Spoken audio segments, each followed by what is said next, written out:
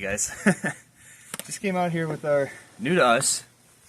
This is a Remington 7400 semi-automatic 30-06 caliber rifle. Just got it not long ago, and we hear a lot of weird things about these that are a little concerning. That this the 740s, 742, and 7400, those are just series of all the same rifle. That they have a lot of issues, particularly jamming, magazine catch issues, and just general reliability problems. So we didn't really know that before we bought it. So we bought one, and so we have a 760 Gamemaster that we thought, hey, you know, we should go get the semi-auto version kind of that gun and have them side by side. But unfortunately, we didn't know too much about all the problems that these could potentially have. So want to see if this one's actually a good one for us or not. It's kind of cold out right now. I don't want to shoot it too much more now. Why don't we go inside, get out the 760, talk about these things for a minute, come back out, and run some rounds through them.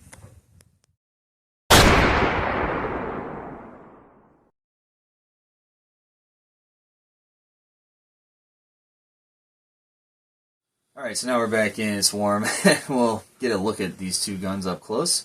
Like I said, the 760 we already had, you know, and it's obviously very similar. They're both based on kind of the same platform here, so figure we bring it out and kind of compare and contrast the two, and we'll shoot both of them in a little bit. Just want to warm up. Obviously, both these things look like an 870, as they pretty much took the 870 design and made it part of these rifles. So these rifles are both 30-06. I don't know if I said that earlier, but you could have got them in all sorts of different calibers, and they're obviously a popular choice for hunting, deer especially. So a lot of your common popular hunting rounds you can get in either one of these. So like I mentioned, this is our 7400. It originally came about as the 740 in 1955. But they only made the 740 for a few years before changing it to 742 in either 59 or 60. And then that continued all the way up until about 1980, when they started the 7400, which went all the way till 05, I believe, and then it was called the 750, and then they discontinued it. But the Gamemaster as well, the 760, we'll say this platform, eventually that turned into the 7600 in the 80s as well, and ran for a long time. I guess it is better to have the later model, or the later series, the 7400, over an earlier 740 or 742. It's supposed to be a little bit more reliable. And that's the things, these semi-autos they are known to have jamming issues and just problematic. And they are a little bit difficult to take apart and truly clean and do a good job, because they do have a gas system that apparently nobody ever bothers cleaning, or because it's so hard to break the gun apart. Either way, it's old. It has scratches. It has dings. I mean, it's been used, obviously. The Gamemaster is in a little bit better condition. And, you know, they used to call these things Woodsmasters back when they were the 740. And you can see all those marks there. And I do feel that this is slightly heavier than the pump version.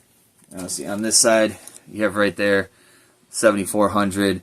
If it was a Woodsmaster, would have said that. But I believe the Woodsmasters were only marked on 740s and 742s, which weren't around as long as the 7400 series was. But it actually has some pretty nice checkering, and I'm sure the stock, you know, when it was new, these are pretty dandy looking.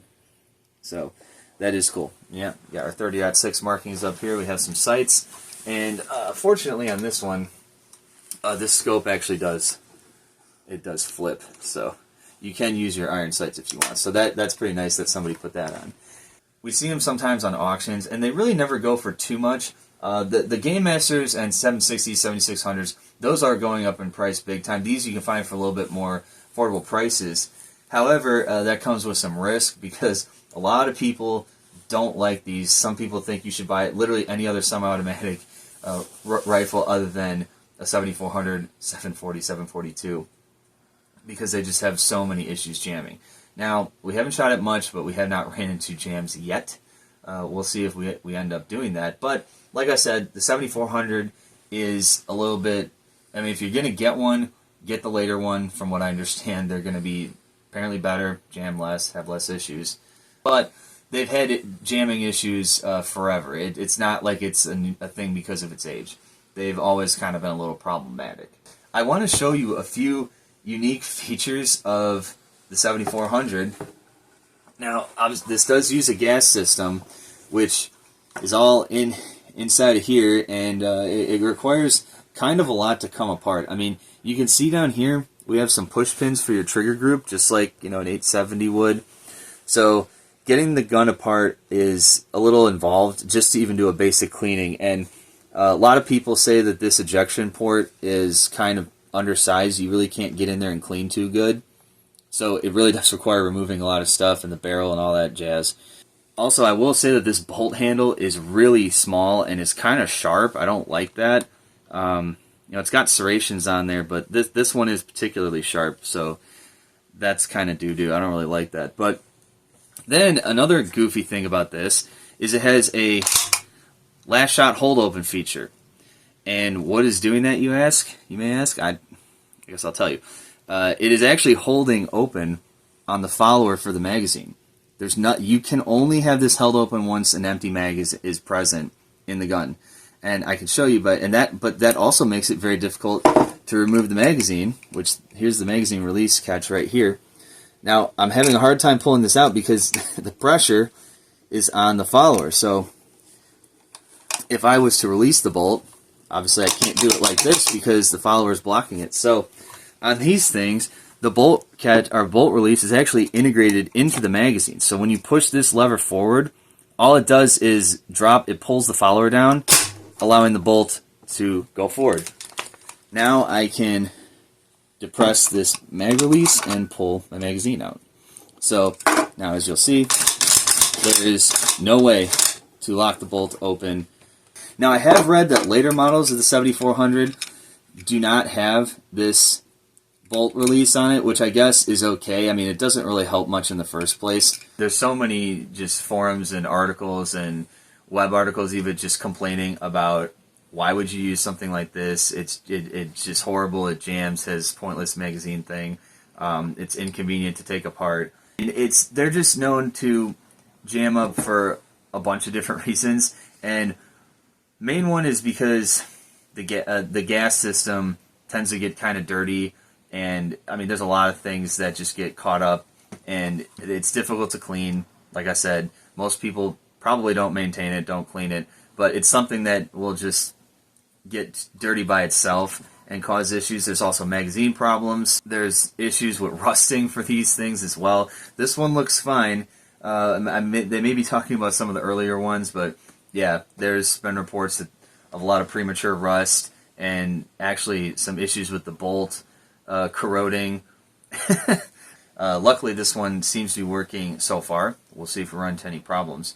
I would say the Gamemaster is probably going to, just going to be more reliable. If you really absolutely have to have a semi-auto for whatever reason, like maybe you can't, your left arm doesn't work. If you have some sort of a disability where you can't operate the pump action or a bolt action or anything, and you need to have something like this, depending on what type of caliber you're looking for, there may be other options for you. But if you're looking at something made by Remington, the Gamemaster 760 or the 7600 definitely are great options, and probably going to have some better success with it in the long run. But hey, we picked this one up because we wanted it, and I guess it's time to head back outside in the freezing cold and see if this thing lives up to the name Gamemaster or not. Hopefully it doesn't, but we'll see. So, see, it has a scope on it, but if you don't like the scope, you just roll it to the side. And unfortunately, the people that had this before adjusted this rear sight to probably clear the sight picture in the scope, so I'm going to have to see if I can make that work. I'm assuming the scope is sighted in for something, but we'll just see. Now, what I'm going to do here, like I talked about earlier, the magazine is kind of goofy on these. So anyway, once you put it, you can't lock the bolt open with nothing in it. It locks when the magazine is empty. So only way to strip a new round in is to do that. You really don't. You have to put your magazine and then do that anyway. So kind of a dumb thing, but All right, so let's see where this sight is. I'm gonna try and use the iron sight if I can. Okay, that's on. Missed that.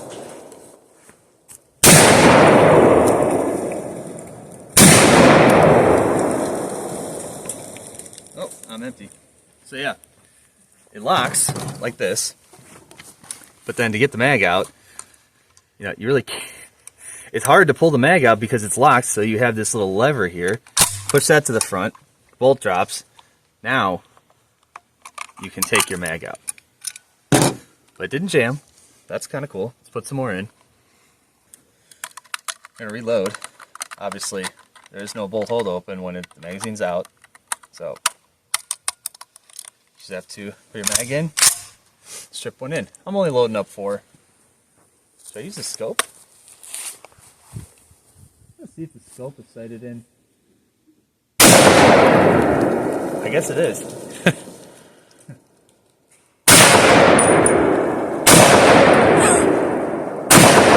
Whoa!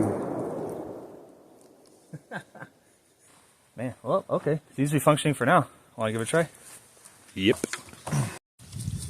Sure can play the skin flute.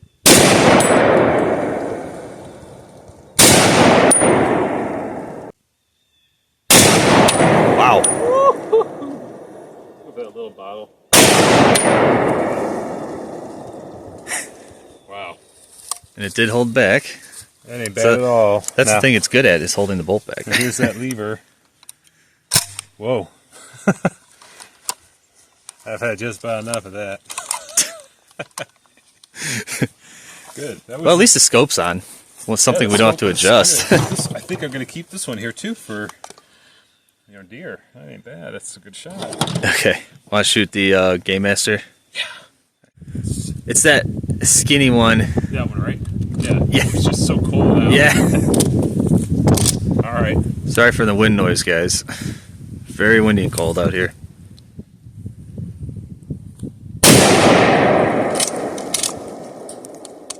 Shucked it. What? It's a 742 that's supposed to have problems, not the Gamemaster. What the hell? What happened? I don't know. Count those enchiladas. All right. Oh.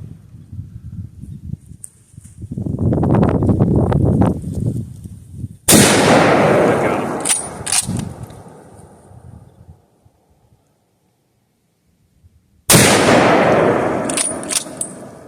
Is there one? I think there might be one left.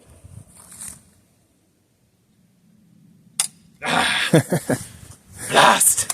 Yeah. All right, let's load up some more. I'm gonna actually use the iron sights, which I can see. God, ooh, that's not a very good sight picture, guys. I'm missing. I'm missing again.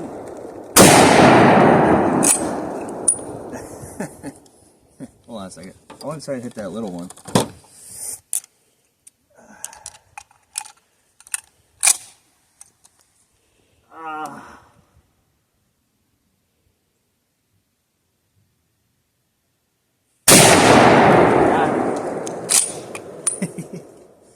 Yeah, if you don't short shuck these, they tend to be pretty good. But sometimes it is easy to short shuck them because it's not a very long action. But I like that thing. All right, going back and shooting the 7400 some more. It's friggin' cold out here. Okay, I guess I'll use the scope again. There's a really tiny little one I'm trying to hit.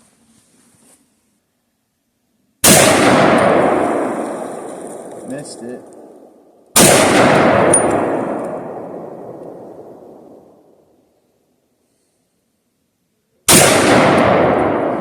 Man, can't hit it. I guess I'll have to go for that coffee creamer then.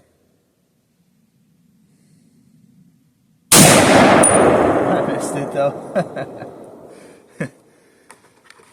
Just want to hit that coffee creamer. One in. Not even drop. Can you even drop them in from the front? It's such a tiny little. It's not a very big ejection port, to be honest. Really not a fan of that. Oh, yeah. You need to let it. Barely, you have to let the follower down, or else it really can't. It just wants to run into the feed. So dropping them in is even kind of hard. Okay, man, I gotta hit that coffee creamer.